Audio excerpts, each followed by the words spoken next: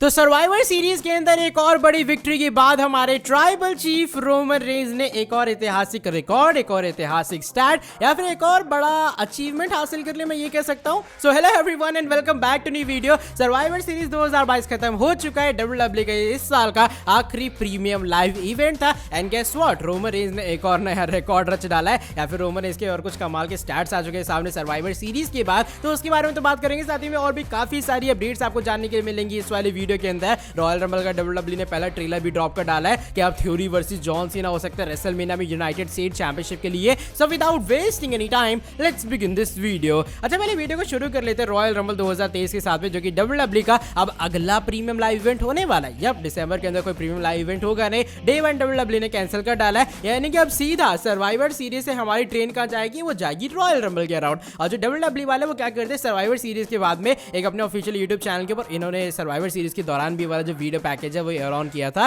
ये royal Rumble 2023 का पहला ट्रेलर है जहां पर WWE बताती है भैया गेम ऑन होने वाला है, काउंटडाउन हमें दिखाई देता है और आखिर में WWE बताती है हम समझ रहे हैं आप क्या चाहते हो, क्योंकि ये है Royal Rumble 2023। And to be honest मैं रॉयल रंबल 2023 के लिए बहुत ज्यादा एक्साइटेड हूं। आप जानते हो भाई रॉयल रंबल कितना WWE का कमाल का शो होता है, उसमें इतनी सारी चीजें होती हैं स्पेकुलेट करने के लिए, इतनी सारी बातें, इतनी सारी प्रेडिक्शन, चीजों की हाइप अलग लेवल की बन जाती है। मतलब आपको प्रेडिक्ट करना है कि 30 बंदों में से कौन सा एक इंसान जीतने वाला है, इसलिए रॉयल रंबल की हर साल एक अलग हाइप होती है। और इस साल का जो अगले साल का जो रॉयल रंबल है उसकी हाइप तो अलग और होने वाले, क्योंकि ट्रिपल एच एरा के अंडर हो रहा है। अच्छा, जो नेक्स्ट अपडेट है वो इस बार हमारे 8 town down current United states champion यानी कि ऑस्टिन थ्योरी और जॉन सीना के बारे में जुड़ी है। अब देखो जॉन सीना जो थ्योरी का मैच है हम लोग देख रहे हो रेसलमेनिया के पहले या फिर कह लो जब एक दोनों एकदम सामने सामने आए थे ना, तब से कहा कि हाँ इन दोनों का मैच हो सकता है रेसलमेनिया 39 में, लेकिन बीच में कहानी पूरी तरीके से चेंज हो गई। तब लगा नहीं जॉन सीना का मैच किसी और के साथ होगा। बाय द वे होता कि रिसेंट में मेल्से की तरफ से एक अपडेट आती है सामने सर्वाइवर सीरीज वॉर गेम्स खत्म होने के बाद, और वो ये बात रिवील करते हैं हाँ स्टिल चांसेस है कि WWE के अंदर आपको रेसलमेनिया 39 में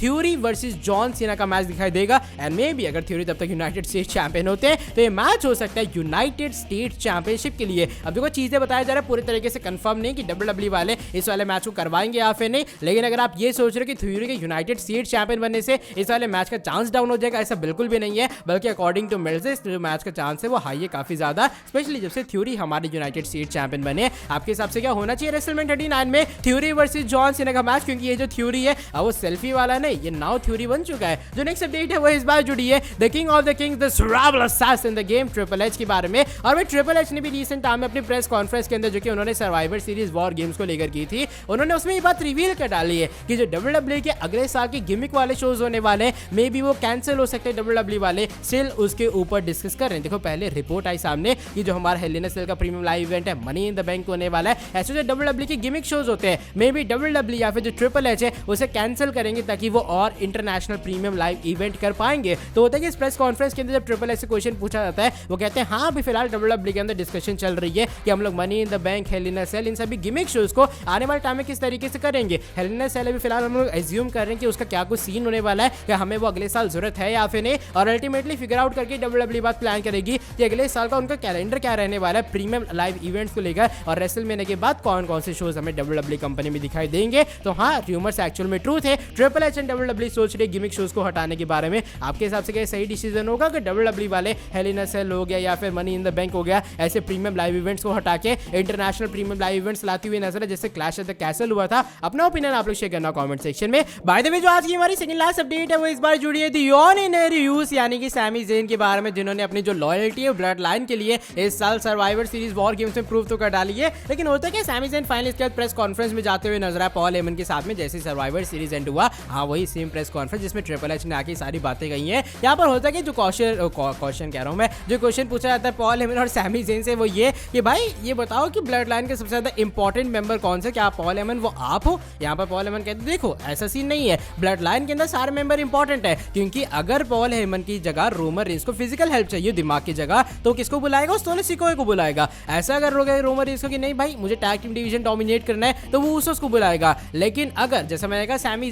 ज़ेन की एक अलग इंपॉर्टेंस है, तुमने देखा आज उसने क्या किया वॉर गेम्स के अंदर, तो ये सैमी ज़ेन वाली इंपॉर्टेंस एक अलग लेवल की कि वो ऑडियंस के साथ में उतना कनेक्टेड है जितना शायद ब्लड लाइन का कोई भी मेंबर कनेक्टेड नहीं है। उसका रीजन ये हम लोग टॉप के ऊपर पहुंचना चाह रहे हैं, लेकिन सैमी ज़ेन का जो कनेक्शन है वो ऑडियंस के साथ में काफी अच्छा है, तो ये स्पेशलिटी हमारे सैमी ज़ेन की है। अच्छा, सैमी ज़ेन यहाँ पर जब ब्लड लाइन के बारे में बात कर रहे होते हैं अचानक से होता क्या है, जो बंदा मीडिया में बैठा होता है उसका रिंग बन जाता है या फिर फोन बच जाता है, उसकी रिंगटोन बच जाती है। भैया सैमी ज़ेन नाराज होते हैं, कहते तुम 2 सेकंड के लिए अपनी फोन कॉल नहीं बंद कर सकते हो, अपनी प्रेस कॉन्फ्रेंस कहते हैं मुझे बोलने भी नहीं दे रहे हो ढंग से। यहाँ पर सैमी ज़ेन थोड़ा भड़क गए, लेकिन उसके बाद उन्होंने अपने आप को कंट्रोल किया और ये कुछ चीजें यहाँ पर उन्होंने बताई है। उन्होंने ये भी कहा कि केविन ओवंस उनके लिए स्टिल काफी मैटर करते हैं, क्योंकि उनकी जो कहानी है वो केविन ओवंस के बिना कोई सुना नहीं सकता है और केविन ओवंस की कहानी उनके बिना नहीं कोई सुना सकता है। ये सिर्फ स्टोरी लाइन नहीं है, सिर्फ कहानी नहीं है, बल्कि एक्चुअल में रियलिटी, क्योंकि इतने सारे लोगों ने साथ में ट्रैवल किया है कि दोनों को आदत होगी एक दूसरे की, और ये सारी चीजें करना सैमी ज़ेन के लिए बिल्कुल भी आसान नहीं था, जो कि उन्होंने किया सर्वाइवर सीरीज वॉर गेम्स के अंदर। भाई देखो आने वाले टाइम में कहानी किस तरीके से चलती है, Sami Zayn, Kevin Owens, Roman Reigns, bloodline के। एंड मैं काफी इंटरेस्टेड होगा आने वाले स्मैकडाउन के शो में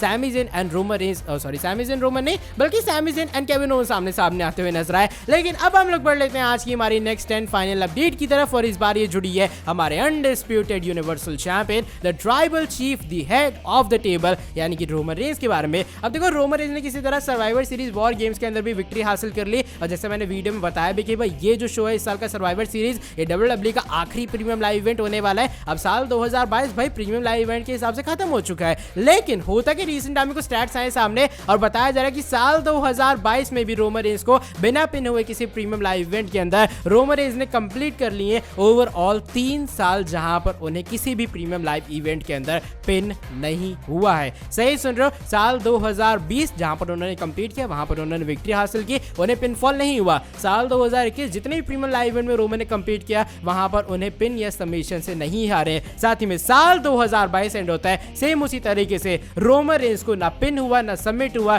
किसी भी प्रीमियम लाइव इवेंट के अंदर। तो भाई 3 साल बिना पिन किए प्रीमियम लाइव इवेंट्स के अंदर कंप्लीट करना ऐसा ही इंसान कर सकता है, वो है हमारे ट्राइबल चीफ रोमन रेंस। बाकी देखो भाई आने वाले टाइम में कितने और स्टैट्स और या फिर रिकॉर्ड्स बनाते हुए नजर आएंगे रोमन रेंस, क्योंकि आने वाले टाइम में देखो सीन क्या है, अब हम लोग रॉयल रंबल की तरफ बढ़ रहे हैं तो चैलेंजेस रोमन के लिए और बढ़ने वाले हैं। फिर रेसलमेनिया आएगा एक ऐसा पॉइंट जहां पर हमें ये लग रहा है कि फाइनली जो रोमन रेंस है वो डिथ्रोन होते हुए नजर आएंगे। तो सबसे बड़ा क्वेश्चन यही है, क्या फाइनली रेसलमेनिया वो स्टॉप होगा जहां पर रोमन रेंस स्टॉप होने वाले हैं, या फिर बुलेट ट्रेन और भी ज्यादा आगे बढ़ती हुई नजर आएगी। बाकी इस पूरे स्टैट्स को लेकर रोमन रेंस का आपका क्या ओपिनियन है, जब भैया ये साल भी रोमन रेंस को किसी भी प्रीमियम लाइव इवेंट के अंदर पिन नहीं हुआ और इसे मिला के टोटल 3 साल हो चुके हैं। बाय द वे आज की वाली वीडियो बस यहीं तक थी। अगर ये वाली वीडियो पसंद आई है फटाफट से नीचे वीडियो को लाइक कर दो, साथ ही में चैनल को कर दो सब्सक्राइब और बेल नोटिफिकेशन को कर देना। और मिलता हूं आपसे आके नेक्स्ट वीडियो के अंदर बहुत ही ज्यादा जल्दी। Till then bye bye, take care.